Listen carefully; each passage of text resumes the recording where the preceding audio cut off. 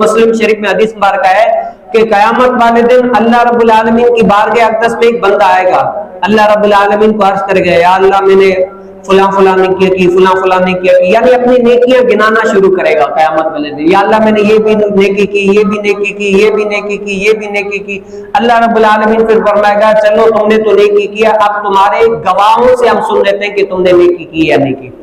وہ بندہ بڑا حیران ہوگا، میری گواہ کون ہے؟ میں تو آپ بتا رہا ہوں کہ میں نے یا اللہ یہ نیکیاں کی، یہ نیکیاں کی، لیکن میرے گواہ کون ہے؟ وہ بڑا پریشان ہوگا۔ تو اللہ رب العالمین کیا فرمائے؟ اس کے منہ پر مہر لگا دے گا، اب یہ منہ اس کا بند ہو گیا، اب بول نہیں سکے گا۔ پھر کیا ہوگا؟ اس کے جو اعضاء ہوتے ہیں نا، اس کی گوشت، ہڈیاں، اس کے اعضاء گفتگو کریں گے، یا اللہ یہ ہاتھ تھا، تو نے یہ ہاتھ اس کو اسی لیے دیا تھا کہ اس سے قرآن پکڑے، اس سے صدقہ تو خیرات کرے، اس سے اللہ رب العالمین کے رضا والے کام کرے۔ یا اللہ اس ہاتھوں سے اس نے کیا کی؟ برائیاں کی، اس سے ہاتھوں سے انہوں نے کیا کیا؟ اللہ رب العالمین کی نافرمانی والے کام کیے۔ یا اللہ یہ آنکھیں تھی، آنکھیں بولیں گی یا اللہ مجھے تو نے دیا کہ اس قرآن، اس آنکھوں کے ذریعے سے قرآن کو دیکھے، اس آنکھوں کے ذریعے رسول کائنات صلی اللہ علیہ وسلم کے روضے مبارکہ کو دیکھے، اس آنکھوں کے ذریعے مسجد کو دیکھے، لیکن یا اللہ اس آنکھوں کے ذریعے اس نے فاحشات کو دیکھا، برائیوں کو دیکھا، بے حیائیوں کو دیکھا۔ یا اللہ یہ پاؤں تم نے دیے، پاؤں بات کریں گے، یا اللہ تم نے یہ پاؤں اسی لیے دیے تھے کہ نیکی کی طرف بڑھ کر چلے جائیں، نیکی کی طرف گامزن ہو، مسجد کی طرف چل کر جائیں، بھلائی کی طرف چل کر جائیں، لیکن یا اللہ اس پاؤں کے ذریعے سے بھی اس نے کیا کی؟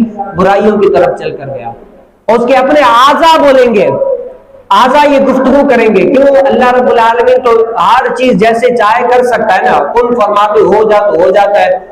اگر اعضاء بات کرنے پہ اللہ رب العالمین چاہے تو کون روک سکتا ہے؟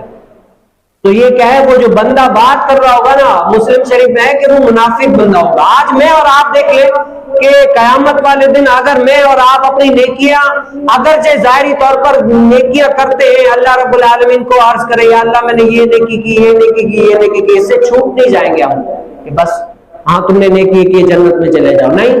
کیا ہے؟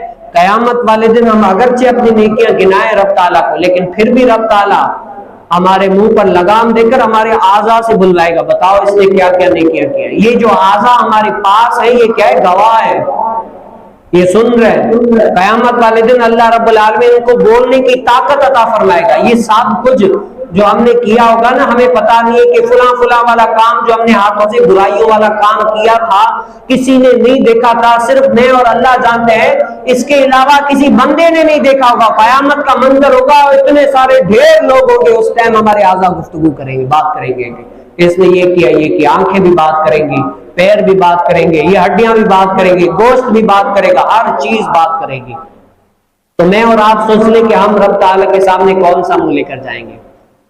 اللہ رب العالمین کی بارگاہ میں ایسا کون سا عمل لے کر جائیں گے جس سے اللہ رب العالمین ہماری دنیا اور آخرت سرخرو فرمائے۔